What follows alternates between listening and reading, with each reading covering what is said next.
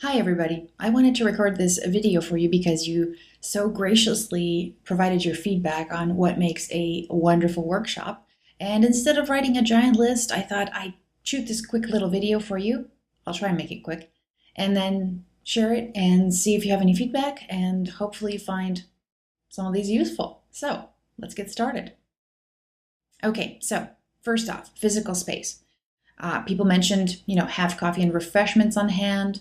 This helps people socialize and get perked up. And I actually thought that the coffee part was because people enjoy having coffee.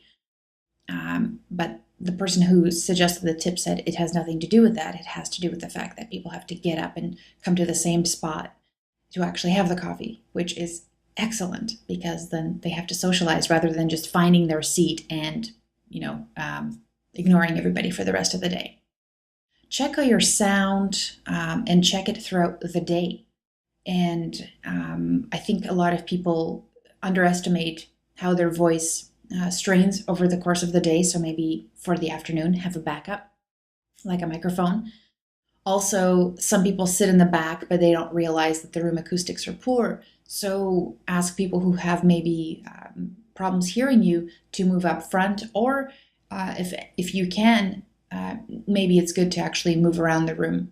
Although, for consistency's sake, you want to make sure that your sound is awesome everywhere. So make sure you check that at the very beginning before you even have people in the room with somebody else.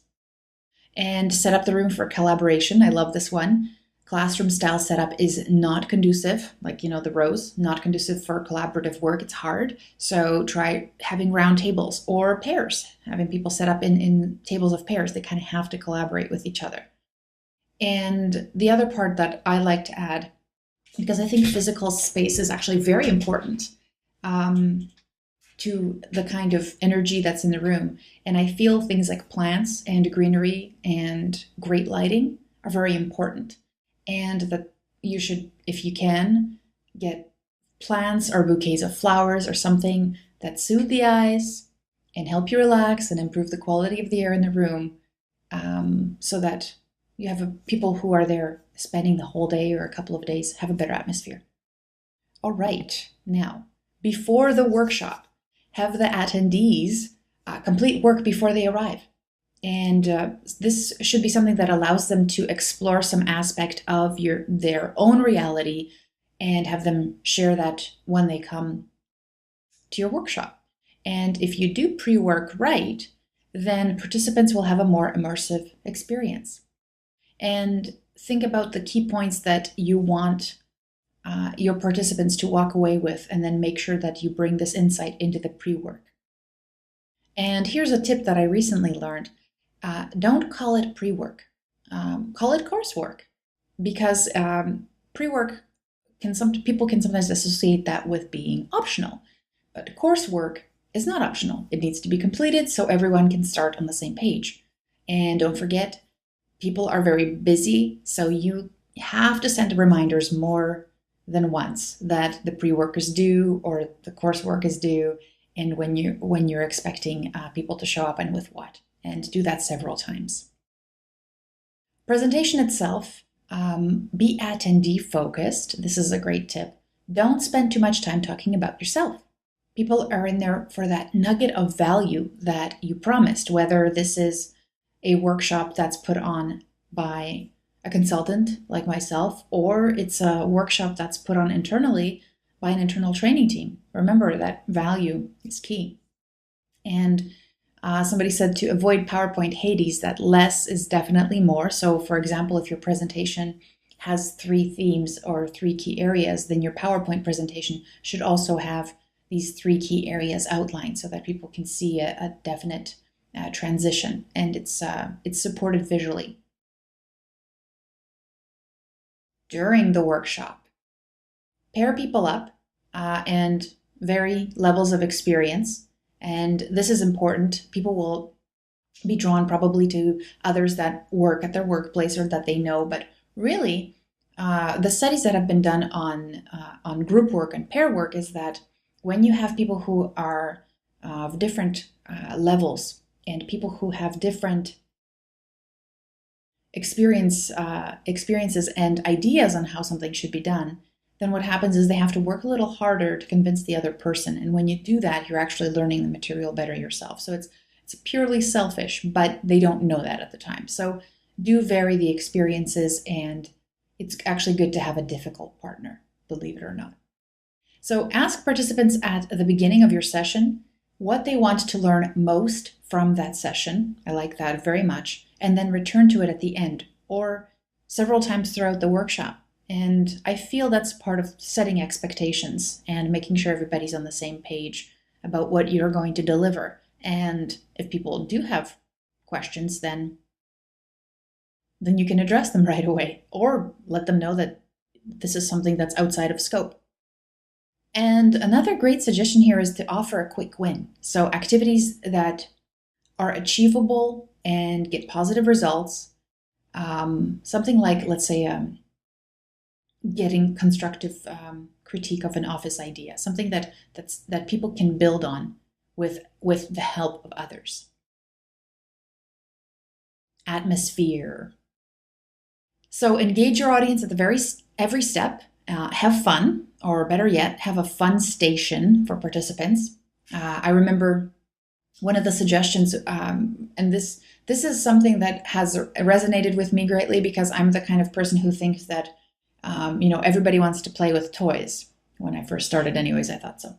And then I had some learning moments and realized that there's definitely people who love playing with toys, but there's definitely people who love not touching things that other people have touched. So what the great suggestion was to have actually a fun station where people can go take a mental break, relax, play with the Rubik's Cube, but then come back and not annoy the other people who don't want to see the distraction, right? And ensure that there's movement in the room, especially if group activity is required. And set up situations where people are not always working with the people they came in with. At the end of the workshop, allow time for questions. Be available, and I suggest you actually build this into the day. So let's say, you don't want people to have to choose between getting home on time for dinner versus asking some important question about something they need clarification on or extra help. So I suggest that you end the way you would always end. However, the last hour is flexible time for people to ask you questions so that they don't have to feel like it's overtime when they're doing it. And this is another activity that we had that I thoroughly enjoyed, and I think it should be used everywhere. At the very end of a workshop that we had ran was, there was about maybe 25 or 30 participants. But we had bonded over the 3 days. So in the last afternoon, our instructor put up these sheets, just individual 8.5 by 11 sheets with each person's name at the very top, and he taped them up along the room.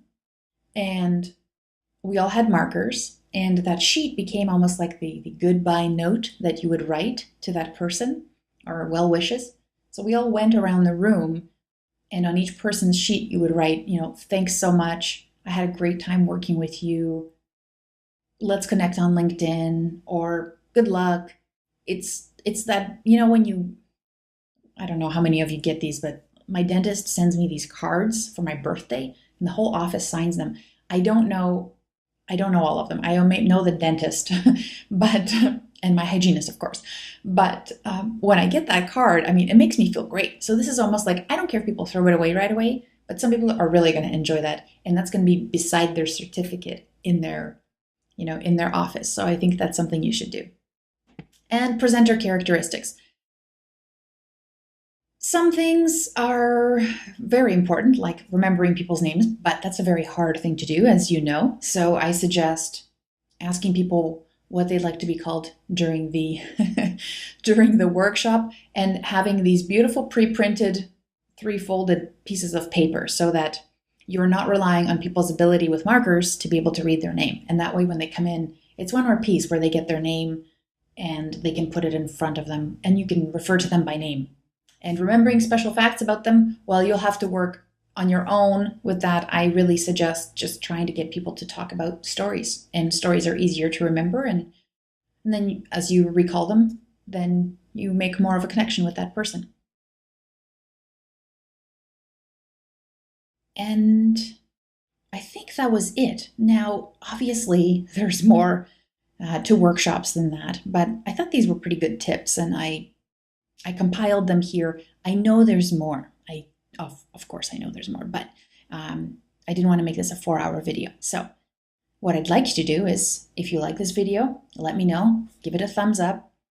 And also, if you have your own tips that you'd like to share, I would love to hear them and see them, because that way everybody gets to benefit from your awesome experiences. So put a comment below the video and share your experience and share your advice. So I'll see you next time.